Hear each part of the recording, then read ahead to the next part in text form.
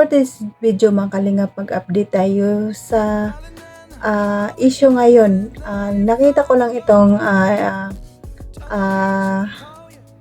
video na ito, no. Ito yung interview ni Kalingap Vincent sa kanya, no. Nakakatawa pa dito yung sinabi niya kay Kalingap Rab na tinanong ni Kalingap Vincent kung ano yung paano niya ipagtatanggol si Kalingap Rab. Sinabi naman niya na tingnan lang nila kung ano ang ginagawa ni Kalingap Rab, gayahin ang ginagawa ni Kalingap Rab at ay walang katotohanan lahat ng mga binibitawang salita na paninira kay Kalingap Rab. Tapos ngayon baliktad na. Ano ba ito yung sinabi niya? Scripted din ba to o kasinungalingan lang? Siguro sa pamilya na gumawa nito, no, balik-balikan nyo kaya ang mga episode. No, kung sa bagay, kung manhid na ang taong gumawa nito, wala nang halaga yung mga video na ipapakita natin dahil nga manhid, diba? Kaya nakakasakit ng damdamin. Hayaan na lang natin siya at darating din ang katotohanan balang araw, no. Kaya bago ko iparinig sa inyo ang video mga kalingap, pag-support ang ama ng Kalingap, Bal Santos Matubang, ating na vlog, Kalingap Rab, Kalingap Ido, Jack Tapia Matubang, charity vlogger sa buong mundo na tumutulong sa ating kababayang mahirap. Nandyan din po ang keywords at reactors at sama naming reactor sa KCSG. Supportara natin mga Kalingap.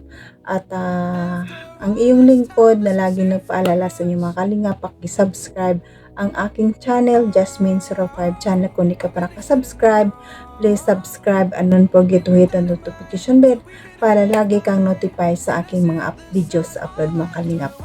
At kung bago ko lang sa aking channel, paki-subscribe at click the notification bell para updated ka sa aking mga video na ina-upload mga Kalingap. At paki-support din ang mga Kalingap partners natin mga Kalingap. At bago tayo mag-proceed at manood, batiin ko muna kayo ng magandang araw, magandang gabi kung saan sulok ng mundo tayo naroroon. Ngayon, mapa-Mindanao, mapa-Luzon, mapa-Visayas, mapa-OFW, kamusta tayo mga Kalingap? Sana nasa mabuting tayong kalagayan and good health lang tayo palagi. Tara, let's go, manood na tayo. 1, 2, 3, go! Ano mo ipagtatanggol yung taong tumulong sa'yo na bumago ng buhay mo? Ano yung masasabi mo doon sa mga gano'n? Di ba, siyempre, as a beneficiary, masakit yun para sa'yo na gano'n lang sinasabi sa isang taong tumulong. Saka hindi man po totoo pati yung mga sinasabi po nila na... Yun dapat i-confirm din. Totoo ba yung sinasabi nung na yun? Totoo ba yun? Hindi po. Kung makikita po nila, hindi man po kasi siguro nila pinapanood lahat ng vlog po ni Kuya. Siguro po, gusto lang din po nung magpasikat nung po yan, na page po yan. Siguro crush mo si Kalingap Rab. hindi sabihin, si Kalingap Rab talaga may crush. Baka di siya pinapansin. Tsaka nakita ko din po dun sa mga post po, puro lang po talaga paninira. Siguro po mas mabuti po na magayahin nyo na lang po si Kuya Rab yung mga ginagawa po ni Kuya. Yung pagtulong po, maganda man o hindi, ang tinutulungan, mas maging na lang po, siguro kayo maging proud. Oo, maging proud na lang po kayo sa sa ginagawa pong pagtulong po ni Kuya Rab. So, mga Kalingap, yan, nakita ko lang itong reels na ito, no? Na naisip-isip ko lang yung mga sinasabi niya noon tungkol kay Kalingap Rab, yung pag-interview sa kanya. Di ba ang ganda ng sagot niya? Bakit ngayon, bakit nalihis? Bakit iba na ngayon ang takbo ng isip, no? Nakakasama lang ng loob. At kaya, kung gusto mong panoorin ang mga sinasabi mo lahat, balik-balikan mo ang lahat ng episode, no? Tingnan mo lahat ng mga sinasabi nyo dyan sa lahat sa unang vlog pa hanggang sa part 97 ba yun? Diba? No? Sinubaybayan namin yan mula sa umpisa, kaya alam namin lahat ng sinasabi mo ay wala palang katotohanan. Scripted sabi mo, diba? Diba dati pinagtanggol pa niya na hindi scripted ang IDSI. Tapos ngayon iba na. No? Ano ba yan mga Kalingap? Kasinungalingan ba lahat ng mga sinasabi? Ay nako. Ang hirap talaga ng tao na nakaangat na. Hindi pa lang ganyan, hindi pa yan masyadong nakaangat. Kunting pagkakamali mo dyan, babagsak pa rin, no? Kaya, gumawa ng kabutihan para siksik ligalig babalik sa'yo. Kung sa gagawa ka ng kasamaan, babagsak ka pa rin sa lupa. Tatandaan nyo yan. Laging nagwawagi ang kabutihan sa puso natin. Tingnan na natin kung ano ang ginawa ng tao sa iyo. Katulad nila Kuya Bal at Kuya Rab. Laki-laki ng masobra sa ikaw sa lahat. Siya yung pinakamalaking tulong kaysa mga ibang ki-angel, no? Sa kanya to, dalawang story ang bahay. May second floor, pero yung iba wala, 'di ba? Dapat maging tayo. Tignan lang natin kung ano ang ginawa ng tao para sa atin, para tayo umangat sa buhay. Hindi ka naawa kay Kuya Bal? Dapat igalang mo na yan kasi matanda na Parang tatay mo na rin yan. Lolo mo. Pero ginanyan mo. Gaano kasakit? Kung sa bagay, damage is done. Hindi na kailangan balikan. Pero ito lang nakita kung reels na umano talaga sa dibdib ko na ang sinasabi niya noon pa.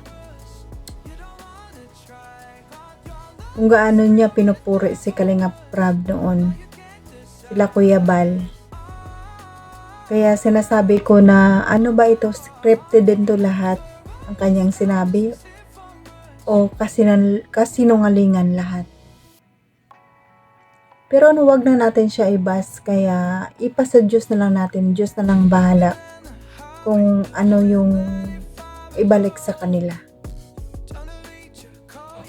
Nakakasakit sila ng damdamin. Grabe. Mga salitang binitawan, hindi iniisip.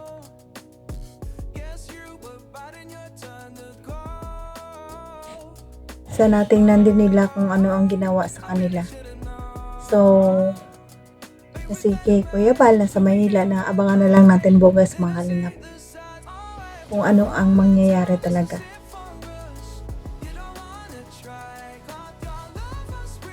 Alam naman natin dyan na mayroon talaga, pero bakit talaga sila nagpadala sa Solsol? Alam nila naman ang sponsor, hindi naman yan habang buhay. Nandyan sa'yo. Diba? Kasi yung ibang sponsor dyan kagaya ni Salcedo, naglilikom din niya ng pera para ipangbigay sa'yo. Hindi din galing sa bulsa niya ang pamimigay. Hindi rin yan habang buhay, diba? Basta galing sa kasamaan, hindi din tatagal. Napakasakit ng damdamin na ang founder ng Kalingap ay pinatulpo. Pero move on na tayo dyan mga Kalingap. Bukas abang na lang tayo sa mga mangyayari. Kung sino ba talaga, makilala na ba natin talaga kung sino ang mga gumagawa nito at kung sino ang ipatulpo ni Kuya Bal.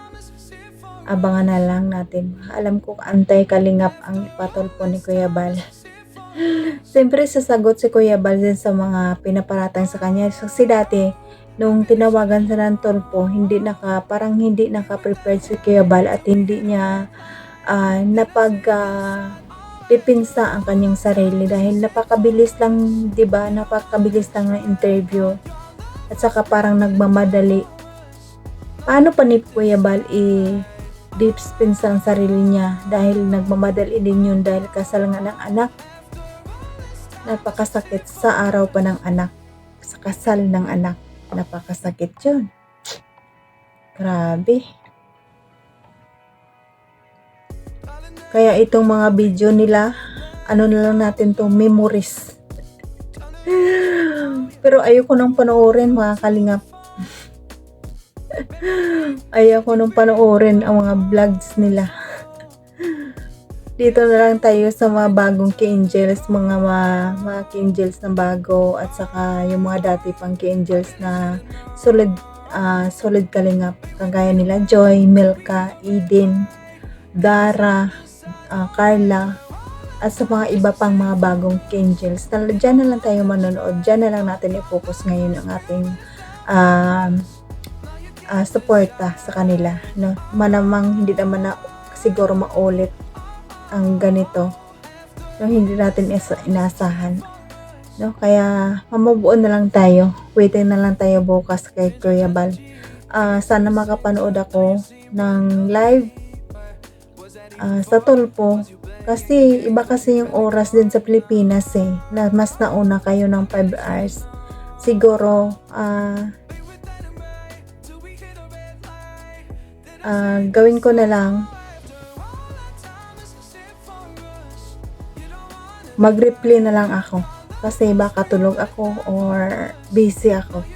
Kaya pero support ako 100% kay Kuya Bal ako, kay Kalingap ako, solid Kalingap ako. Kaya patuloy pa natin supportaran ang channel ni Kalingap Rab, Kalingap Edo, Jang Tapia Matubang, Kuya Bal at Edna, para patuloy pa sila magbibigay ng saya sa ating kababayang mahirap at magbigay ng scholar sa ating mga estudyante. Maraming salamat sa mga silent viewers, mga solid supporters ng Kalingap. Maraming salamat sa pagpanood ng aking mga video at sa mga lapim supporter. Jom Karmic, Chris, Franjoy, maraming salamat sa pagpanood sa akin at nagsusubaybay sa aking mga upload. Maraming salamat, kahit hindi man kalakihan ang views, pero ramdam ko ang pagmamahal sa akin. Maraming salamat. At sa mga big sponsor natin, maraming salamat sa walang tigil sa pagsuporta sa Kalingap. At sa mga kapwa kong OFW, kung saan man tayo naroon ngayon, mag-ingat tayo palagi, and good health tayo palagi. Hanggang dito na lang, and God bless at all, and God bless din Kalingap. Bye bye!